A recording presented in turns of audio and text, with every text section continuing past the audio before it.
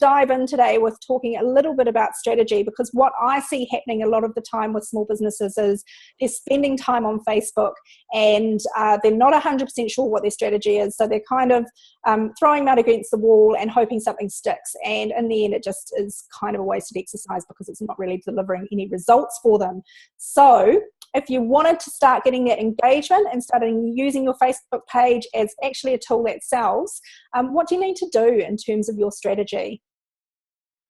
Number one, I think you need to know who your ideal customer is, and basically know where they hang out. So, what interests them, what pages do they follow, what blogs perhaps do they follow. You might even know what their interests are. Are they sporty? Are they foodies? So all this sort of kind of information is important to know when you're setting up your Facebook page as to the type of content that you're going to put out.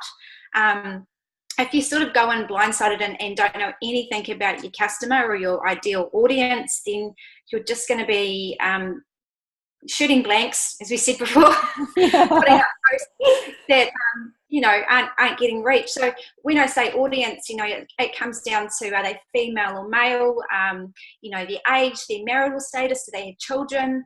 All these things are really important. Even perhaps, do they work? Are they in the corporate world? You can go really deep into finding out what your customer audience is, and that's something that we do a lot with our clients. But overall, if you know what their interests are and where they hang out and what they like, from there you can actually start to create content that they will engage with on your Facebook page. So I think those, in brief, are the first things to look at. And then also, knowing what value your product or service is going to do for them, and that being a highlight that you're always putting that there. What value is it going to be for your ideal audience? Yeah, so it comes back down to that ideal customer and their pain points and being really, really tight on those. And to give you guys a little bit of an example on this, one sort of case study that I read about a wee while ago in terms of ideal customer that really helped me was, imagine a yoga business or two different yoga businesses, and one yoga business has an ideal customer who's 35 to 45. She's a mum. She is into sort of general health and fitness. She wants to be drinking a lot of water. She wants to be eating healthy food. She cares about delivering, a healthy and fit lifestyle and active lifestyle for her family. And then another yoga business, their ideal customer is 20 to 30. They're out all the time, they're partying, they are having fun, they're traveling, they want to be doing yoga to keep in touch with their health and fitness, but really they're out there having a good time and living life to the max. And just with those two different examples of two slightly different or very different customers, but it's exactly the same type of business, that will show you, based on those customers' values and what they care about, how different the messages are going to be to those two different types of people. So that's what you really need to think deeply about is what type of customer are you dealing with? And even if you've got a woman aged 35 to 45 who's a mum and who's in business, that's not deep enough, because you can get really, really deep into their values and what they really care about, and that's when the message starts resonating with them.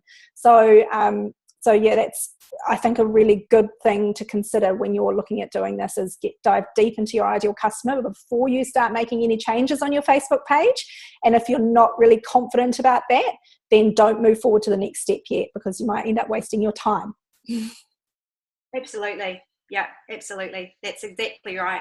I've had businesses I've dealt with who have a brand, and it's a mum, and she's got her own brand out there, and she started the page off as a brand, but then she's moved in later down the track. The brand, as she's become a mother, has become more about a brand and her motherhood.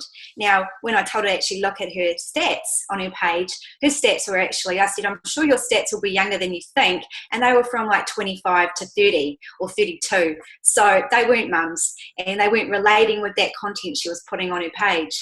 Right, so she changed your message, and that's where that sort of special place where you've got your own values, things that you care about in your life, and then your ideal customers got their values, and the stuff that you should be posting and the stuff that you make your businesses about is that little interlinking bit in the middle where they sort of coordinate and collide. because not all of your values might not resonate with your audience, and that's obviously the problem that she's had. Something's changed in her own life and she's suddenly talking about that. She's moved it. Yeah, which is a really, really easy thing to do, because you start getting really passionate about things when they happen in your own life, don't you? So really, really always be that customer-centric person who's caring about your ideal customer and their pain points, and that's how you build your strategy about what you're going to be putting out there on your page. So we'll delve into the actual sort of types of content that you can be delivering once you've got that strategy in place a little bit more in step 3. But